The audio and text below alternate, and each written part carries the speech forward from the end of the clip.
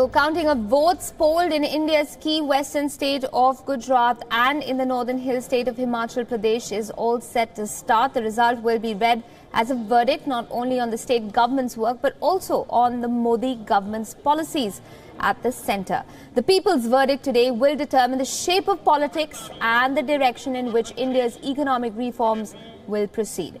The Bharatiya Janata Party has been in power in Gujarat for the last 22 years, while the Congress has been ruling the roost in Himachal Pradesh.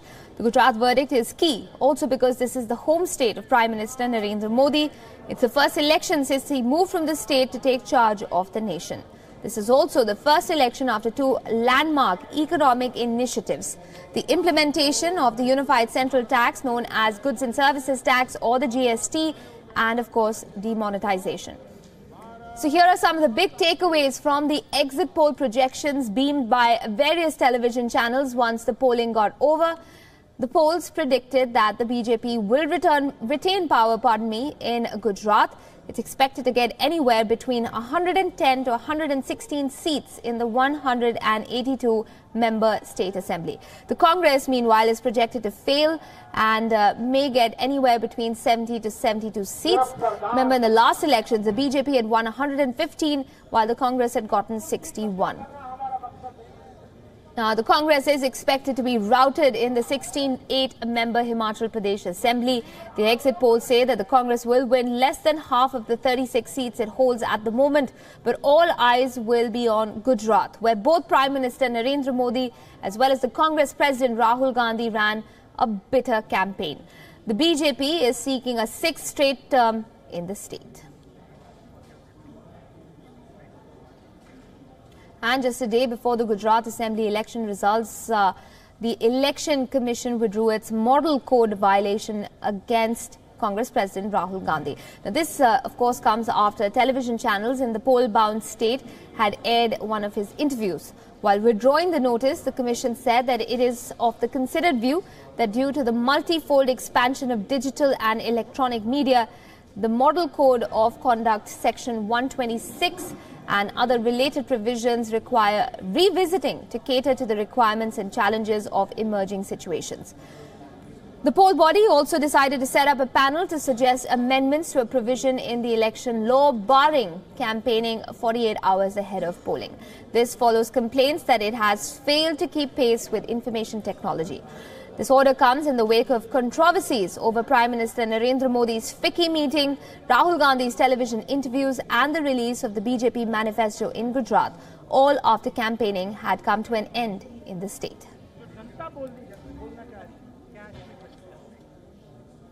It's as big as the excitement of finding out who won a cricket match. India is waiting to hear the result of the Gujarat elections today. It's only a regional assembly election, so why exactly does it matter so much? Take a look as to why there's a lot at stake in the state of Gujarat.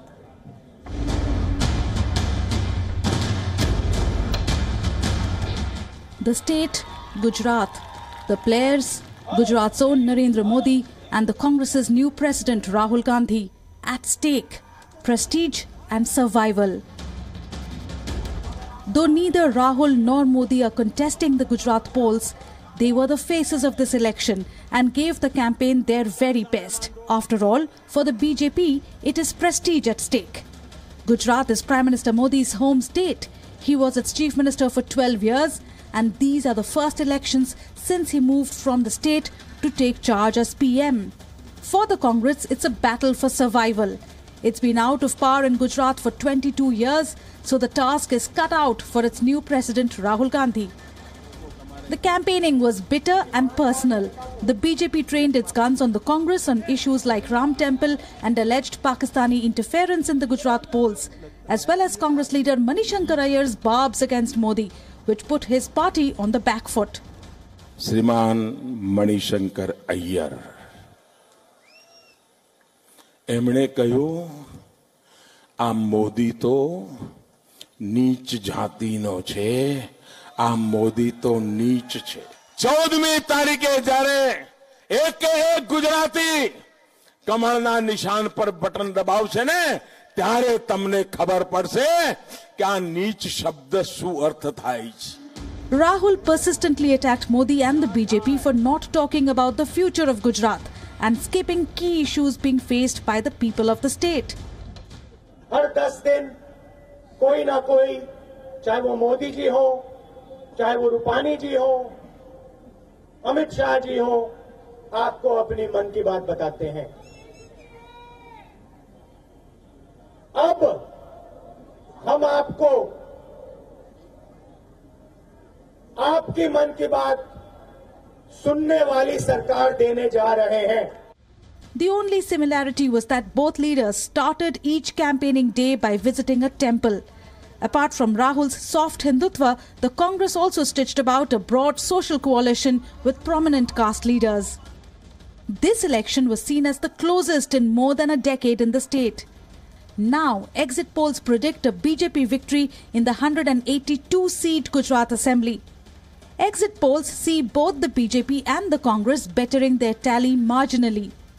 Gujarat की जनता बहुत matured है, व्यापारी है, तो विकास की राजनीति ही पसंद करते हैं और विकास मोदी जी ने किया है, विकास बीजेपी की सरकार ने किया है। पहले कांग्रेस के वक्त क्या था, आज क्या है, ये सब लोग जानते हैं। It's not just India that's keenly awaiting the results, the world is watching carefully too. The Chinese media reported on what may be a litmus test for Indian voters' attitude toward Prime Minister Modi's reform agenda.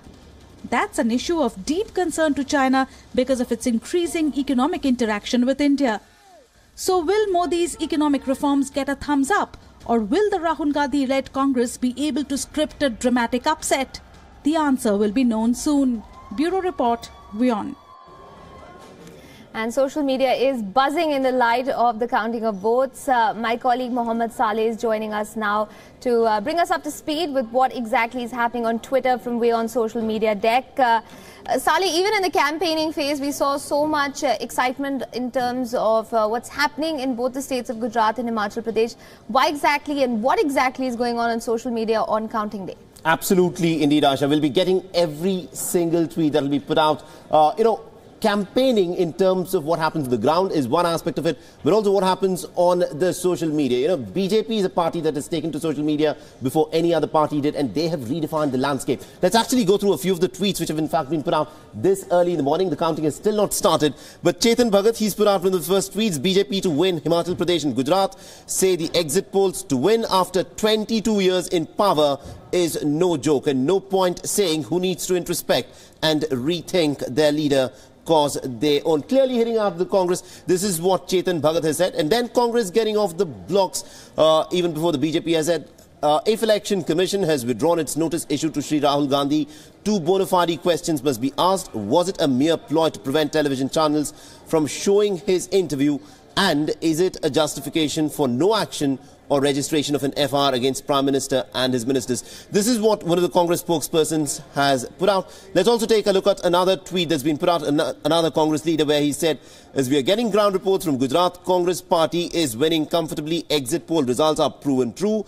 Then it's EVM, EVM, EVM. Gujarat Assembly Elections 2017. This is what Sanjay Nirupam has said, and this is what some of the Congress party leaders have in fact said, that look, maybe the exit poll results are not true, but the fact of the matter is, exit poll results, Aisha, since 2012, they've proven to be correct 90% of the times. They're not 100% true, but the early indicators point towards a BJP victory. But social media is where all the action lies, and we'll be getting you updates as they happen. Absolutely. Saleh, you said that the BJP has taken to social media very effectively, like a duck to water almost. And we've seen all of the vitriol of this campaign, bitter war of words being fought out between Rahul Gandhi and Narendra Modi.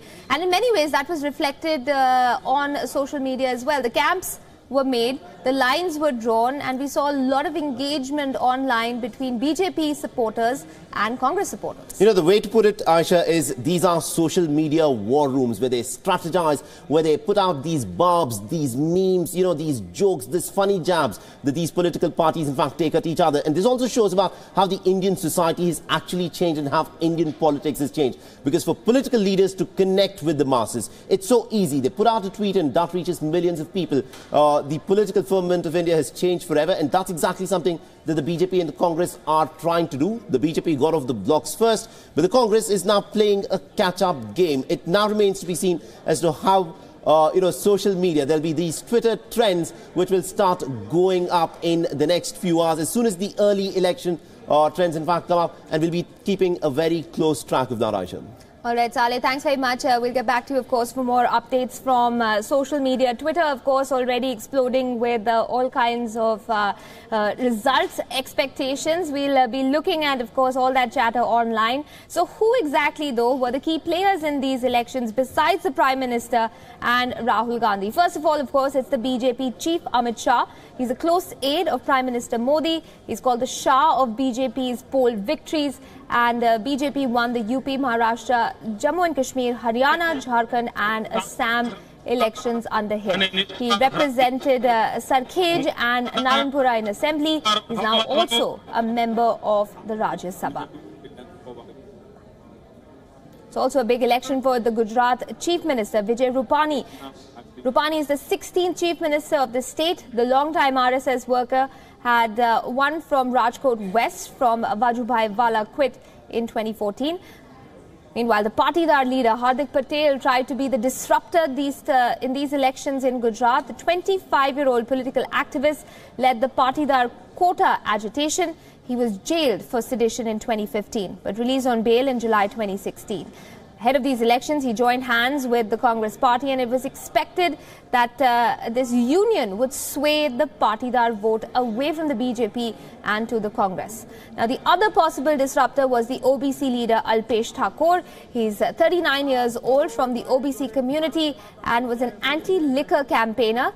He formed the Gujarat Kshatriya Thakur Sena and founded the OSS, or the OBC ST-SC Ekta Manch. Thakur is contesting from Radhanpur in Patan. There's a third disruptor on the cards as well. There's the Dalit activist Jignesh Mevani. He's another key leader to watch out for this time around. The 36-year-old Dalit activist and lawyer had organized Dalits post the 2016 Una Dalit flogging incident. Mevani is fighting as an independent candidate. The other key player this time around was Ahmed Patel, who is a key Congress strategist and long-time political secretary to Sonia Gandhi, the former president of the Congress party. He's represented the Bharuch constituency thrice in Lok Sabha. Mr. Patel has remained low-key but has figured in the campaign row. Posters in Surat projected him as the future chief minister, creating a controversy during the polls. He was named in the cash for votes scam during the UPA government. So that's one of the other key players, and we can't, of course, forget Ashok Gehlot. The two-time Chief Minister of Rajasthan was in charge of the Gujarat affairs for the Congress and led Rahul Gandhi's campaign in the state. Meanwhile, in Himachal Pradesh, the polls will decide the fate of Chief Minister Veerbhadra Singh. He is the longest-serving Chief Minister of the state of Himachal Pradesh and represents Roru in the Assembly. Veerbhadra Singh has been facing a CBI probe in a graft case. The BJP's Prem Kumar Dhumal is expected to return to power in the state. The former Chief Minister of the state is the BJP's Chief Ministerial candidate and represents Sujanpur in the Assembly. All right, let's also take a look at some of the key statements that have been made by high-profile leaders in the campaigning phase for the state polls. श्रीमान मणिशंकर अय्यर એમણે કહ્યું આ મોદી તો નીચ જાતિનો છે, આ મોદી તો નીચ છે. તમે અમને નીચ જાતિના કીધા, તમે મને નીચ કીધા, પણ અમે અમારા સંસ્કાર અનુસાર જીવવા ટેવાયેલા છીએ. 18 તારીખે मतपेटियों बतावशे કે ગુજરાતના સંતાનને આ પ્રકારની ભાષા વાપરો, એનો બદલો ગુજરાત કેવી રીતે લેતું હોય છે એ તો તમને 14મી તારીખે જ્યારે એક ગુજરાતી કમળના નિશાન પર બટન દબાવશે ને ત્યારે તમને ખબર પડશે કે આ નીચ શબ્દ શું અર્થ થાય છે. जब आप लाइन में खड़े थे आपने उस लाइन में काले धन वालों को, सूट बूट वालों को खड़ा हुआ देखा?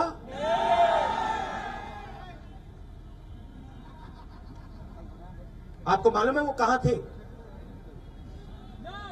बैंक के पीछे वाले दरवाजे में से अंदर घुसे, एसी कमरे में बैठे, गुलाबी रंग का नोट उनको मिला और उन्होंने अपना सब का सब काला धन सफेद में बदल दिया। ये थी नरेंद्र मोदी जी की काले धन के खिलाफ लड़ाई। देश को लाइन में खड़ा करो, सूट बूट काले धन वालों को बैंक के अंदर पहुंचाओ और पूरा का पूरा काला धन सफेद कर दो। So why exactly are these elections so important and why is the world watching the verdict? Now, let's take a look as to some of the factors behind this fact. For one, it's a matter of prestige for Prime Minister Narendra Modi. It's his home state and the BJP has ruled it for 22 years. The Prime Minister, who built his political capital in Gujarat, has served as the Chief Minister of the state for 3 terms. This was the first election in Gujarat after Mr. Modi became the Prime Minister, and possibly the toughest since he was said to be faced with anger against his policy. It's a verdict on his Gujarat model of development as also the reforms under his leadership at the centre. Goods and services tax, or the GST, and demonetization are said to have angered traders, especially in the industrial cities, and the verdict in urban areas will show the extent of this anger among voters. Meanwhile, it was also an acid test for the Congress President Rahul Gandhi. The Congress has lost 27 elections since he became the party's vice president. This was the first election for Mr. Gandhi after he took charge as the party president.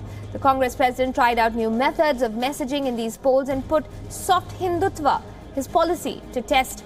The BJP has been calling for a Congress Mukt India, which basically means an India free of the Congress party, and this is Mr. Gandhi's chance to reverse the trend. But the verdict is significant in more ways than one. More than these two individuals, a BJP win in the polls, as indicated by exit polls, will be a barometer of political stability in India, which is one of the world's fastest growing economies and is projected to overtake China's growth in a year or two. A decisive verdict for a 5th successive term for the BJP in Gujarat would be read as a signal that voters are not going to punish parties that take tough economic decisions such as GST and demonetization. The verdict will set the tone for India's budget, which is just 2 short months away.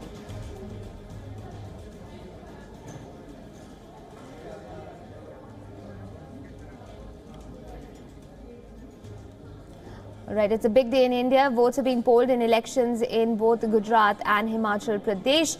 The process is going to start in just a couple of hours, and the first trends are expected to start by about 9 in the morning.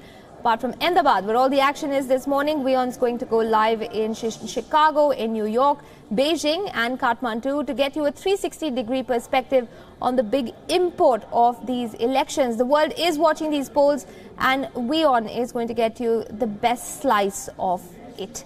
We have an expert panel in the studio joining us shortly, but right now here's a look at what's happening in Gujarat. Remember, that's where the election results are expected to come out a short while from now.